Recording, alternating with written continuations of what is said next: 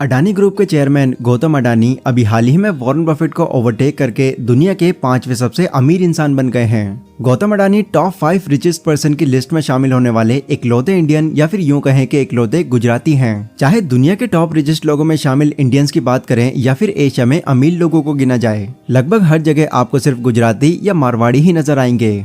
आपने देखा होगा कि इंडिया में ज्यादातर टॉप क्लास जो कामयाब बिजनेस होते हैं उन्हें चलाने वाले भी यही लोग होते हैं। लेकिन अब सोचने वाली बात यह है कि इंडिया में इतनी सारी कम्युनिटीज होने के बाद भी सिर्फ यही कम्युनिटी ही बिजनेस वर्ल्ड में राज क्यों करती है। बिल्कुल कुछ ऐसा ही सवाल मोहसिन परबाई के मन में भी आया था। इसीलिए एक दिन वो अपने मारवाड़ी दोस्त से पूछते हैं कि आप लोग बिजनेस में इतने कामयाब कैसे हो जाते हो, आप लोगों का बिजनेस फेल क्यों नहीं होता। तब उनके फ्रेंड ने उनको जवाब दिया, मोहसिन देखो, मारवाड़ी और गुजराती लोग अपना पैसा एसिमेट्रिक अपॉर्चुनिटीज वाले बिजनेस में इन्वेस्ट करते हैं जो अगर चल जाए तो उन्हें बहुत प्रॉफिट हो, पर अगर किसी वजह से बिजनेस फेल हो जाए तो उनका ज्यादा नुकसान ना हो। जहां स्टॉक मार्केट में कहा जाता है कि अगर आपको ज्यादा रिटर्न्स लेनी है तो आपको ज्यादा रिस्क लेना होगा, वहीं मारवाड़ी और गुजराती लोग कम से कम रिस्क में ज्यादा प्रॉफिट कमाने के सोचते हैं और उनका कुछ इस तरह का माइंडसेट होता है, heads I win, tails I don't lose much. मतलब अगर हेड आया तो मैं जीतूंगा और अगर टेल आया तो मैं ज्यादा कुछ नहीं हारूंगा। फिर इसके बाद इसी तरह के माइंडसेट वाले लोगों को एनालाइज करके मोहसिन परबाई ने अपनी बुक में उनको क्लासिक धंधो स्टाइल का नाम दिया। उन पर काफी रिसर्च करने के बाद फाइनली उन्होंने पता लगाया कि मारवाड़ी लोगों के कामयाब होने का सीक्रेट क्या है और सभी चीजों में जो बातें या रूल्स उनको बहुत ज्यादा वैल्यूबल लगे उन सभी को उन्होंने अपनी बुक में डिटेल में मेंशन किया है और इस बुक का नाम है द धंधो इन्वेस्टर।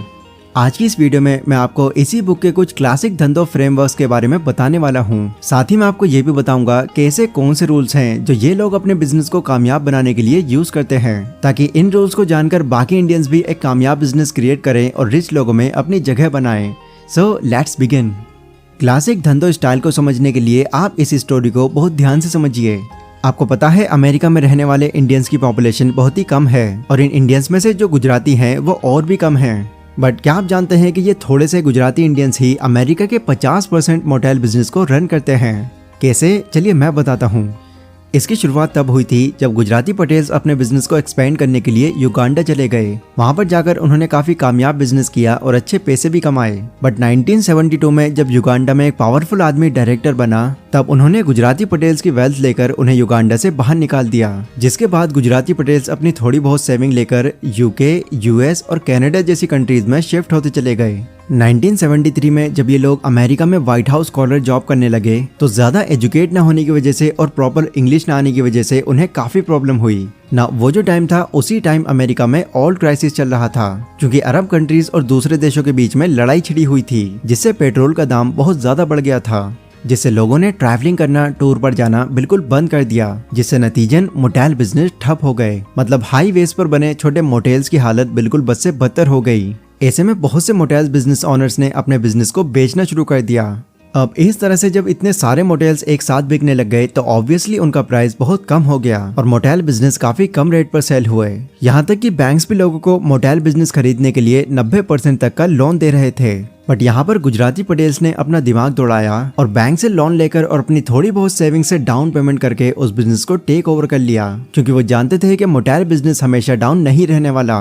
लेकिन बिजनेस चलाने के लिए पैसा ना होने की वजह से और रहने की कोई जगह ना होने की वजह से उस मोटेल में जो वर्कर्स थे उन्होंने उनको निकाल दिया और खुद मोटेल के एक रूम में अपनी फैमिली के साथ रहने लगे। वो खुद ही मोटेल के छोटे बड़े काम करने लगे और खुद ही वहाँ की देखभाल भी करने लगे, जिससे उनकी मोटेल कॉस्ट कम हो गई और वो क्राइसिस में सरवाइव कर पाए। फाइनली जब क्राइसिस खत्म हुई तब गुजराती पटेल्स का बिजनेस काफी अच्छा चलने लगा और देखते ही देखते उनका बिजनेस एक कामयाब बिजनेस बन गया, जिसके बाद वो मोटेल बिजनेस के मालिक बन गए। तो अगर आपने इस स्टोरी को समझ लिया है तो चलिए अब मैं आपको धंधा फ्रेमवर्क के कुछ जरूरी रूल्स भी समझा देता हूँ, क्योंकि इन्हीं रूल्स को फॉलो करके मारवाड़ी लोग इतने अमीर बन पाते हैं।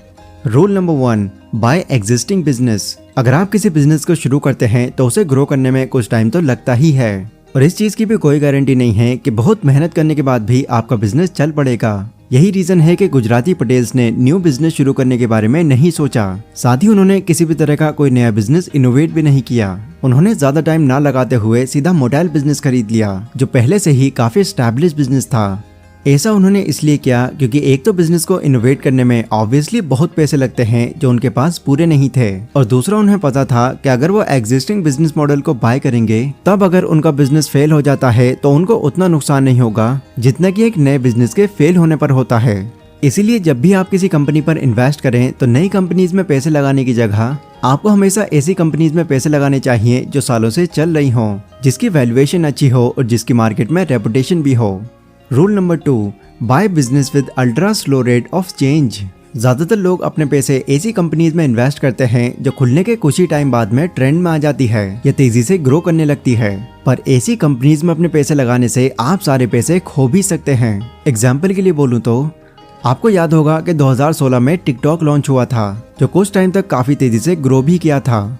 उस टाइम कंपनी की बढ़ती ग्रोथ को देखकर कई लोगों ने इसमें अपना बहुत सा पैसा इन्वेस्ट किया, लेकिन साल 2020 में अचानक टिकटॉक के बैन हो जाने से इसका प्रॉफिट एकदम नीचे गिर गया और इसकी ग्रोथ रेट जमीन छूने लगी। ऐसे में जिन लोगों ने इन कंपनीज में अपना पैसा इन्वेस्ट किया था उन्हें बहुत लॉस हुआ। ग्रेट इन्वेस्टर वॉरेन बफेट कहते हैं, change is enemy of investment, मतलब बदलाव आपके इन्वेस्टमेंट का सबसे बड़ा दुश्मन है। वॉरेन मानते हैं कि लोगों को कभी भी ऐसे बिजनेस में इन्वेस्ट नहीं करना चाहिए जिसमें चेंजेस के चांसेस ज्यादा हों। यही चीज गुजराती पटेल्स और मारवाड़ी भी मानते हैं। ठीक वैसे ही अगर आप फेसबुक, नेटफ्लिक्स जैसी कंपनीज में पैसे लगाते हैं तो आपके पैसे कितने टाइम तक इस कंपनीज में सेफ रहेंगे इसकी कोई गारंटी नहीं है, क्योंकि कब ये कंपनीज बंद हो जाएं, इसमें कौन से चेंजेस आ जाएं ये कोई नहीं जानता, क्योंकि टेक कंपनीज के रेट ऑफ चेंज बहुत हाई होते हैं। बट वहीं अगर कोका कोला और मैकडोनल्ड जैसी कंपनी की बात करें तो इसमें कोई शक नहीं है कि ये कंपनीज आने वाले कुछ डिकेड्स में भी वैसी ही रहेंगी जैसे कि आज हैं। तो पैसे इन्वेस्ट करने के लिए आपको ऐसी कंपनीज चुननी चाहिए जो रातों रात चेंज ना हो और इनका रेट ऑफ चेंज बहुत ही स्लो हो। Rule number 3, focus on arbitrage.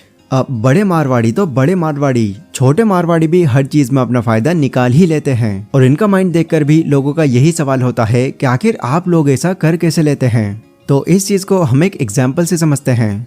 मान लीजिए चेन्नई में किसी साड़ी की कीमत 5,000 रुपए है, पर वहीं यूपी के अंदर इसी साड़ी की कीमत 10,000 मिल रही है। तो इस तरह के जो चेंजेस होते हैं उनको आर्बिट्रेज ऑफ प्लेस कहते हैं। बट वहीं अगर अभी गोल्ड की प्राइस 50,000 रुपए है और एक महीने बाद इसकी प्राइस बढ़कर 60,000 रुपए हो जाती है तो इसे आर्बिट्रेज ऑफ टाइम कहते हैं। इन्वेस्टमेंट में आर्बिट्रेज बहुत ही ज्यादा इंपॉर्टेंट माना जाता है, क्योंकि आर्बिट्रेज की वजह से ही अपनी इन्वेस्टमेंट में प्रॉफिट कमाया जा सकता है। इसीलिए आपको आर्बिट्रेज के कॉन्सेप्ट को समझकर इस पर फोकस करना चाहिए।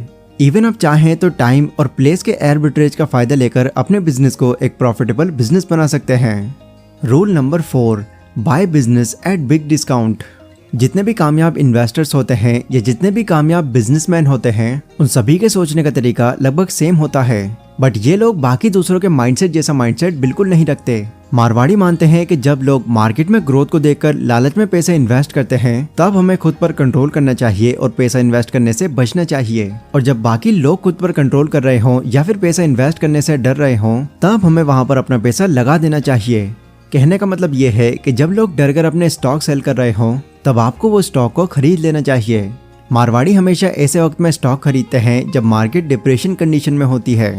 एग्जाम्पल, 1987, 2008, 2020 में जब मार्केट डाउन था तब सभी लोग अपने शेयर्स को जल्दी जल्दी बेच रहे थे। तो उस टाइम जिन लोगों ने शेयर्स को बेचने की जगह शेयर्स को खरीदा उन्हें सस्ते दामों में अच्छी कंपनीज के शेयर्स मिलते चले गए। जब भी मार्केट डाउन होता है या फिर कंपनी किसी शॉर्ट टर्म प्रॉब्लम की वजह से नुकसान में चलती है तब लोग डर के मारे शेयर्स को बेचने लगते हैं, जिससे अच्छी कंपनीज के शेयर्स भी काफी सस्ते मिल जाते हैं। तो मार्केट में डिप्रेशन के टाइम बाकी लोगों की जगह शेयर्स बेचने की बजाय मारवाड़ी की तरह सोचते हुए बिजनेस को तभी खरीदो या कंपनी में अपना पैसा तभी इन्वेस्ट करो। अगर किसी फ्लैट की एक्चुअल कीमत 20 लाख रुपए है और आपको 15 लाख में मिल रहा है तो आपको फ्लैट खरीदने के बाद में 5 लाख का प्रॉफिट आगे हो ही जाएगा। Rule number 5, by business with मोट। मारवाड़ी लोगों की ये खास बात होती है कि वो बिजनेस को देखकर ही बता देते हैं कि ये बिजनेस चलेगा या फिर नहीं।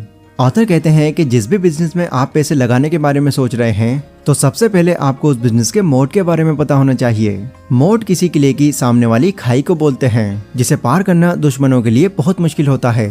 मतलब कि आपको आपके बिजनेस में उस खास चीज के बारे में पता होना चाहिए जो आपके कॉम्पिटिटर्स कभी भी कॉपी ना कर सकें। एग्जाम्पल के लिए कोई भी कंपनी चाहे उसके पास कितने भी पैसे हों वो कभी भी IRCTC जैसे रेलवेज नेटवर्क तैयार नहीं कर सकते, क्योंकि इसका कंट्रोल गवर्नमेंट के हाथ में होता है। बट वहीं मान लीजिए आप कोई रेस्टोरेंट खोल रहे हैं, कोई ऐसा रेस्टोरेंट जो लोग नॉर्मली खोल लेते हैं, तो आपके जैसा ही सेम रेस्टोरेंट आपके साइड में या आपके सामने कोई भी खोल सकता है, क्योंकि आपके पास किसी भी तरह का कोई खास सपोर्ट नहीं है। तो कहने का मतलब ये है कि आपको हमेशा ऐसी कंपनीज में अपना पैसा इन्वेस्ट करना चाहिए जिसके पास कोई खास चीज हो, जैसे गवर्नमेंट का सपोर्ट, ब्रांड नेम, पेटेंट या फिर कोई भी खास चीज, क्योंकि ये सारी चीजें हमारे बिजनेस में मोट का काम करती हैं। सो गाइज, ये थे वो रूल्स जिसे हर मारवाड़ी और पटेल अपने बिजनेस में यूज करते हैं। अगर आप कोई बिजनेस शुरू करने वाले हैं या किसी भी कंपनी के अंदर अपना पैसा इन्वेस्ट करने वाले हैं, तो इन दोनों ही चीजों में ये रूल्स आपके बहुत काम आएंगे, इसीलिए इनको जरूर याद रखना।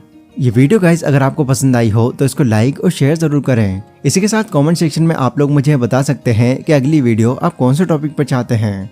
पर अभी के लिए बस इतना ही। Stay safe, stay healthy, take care.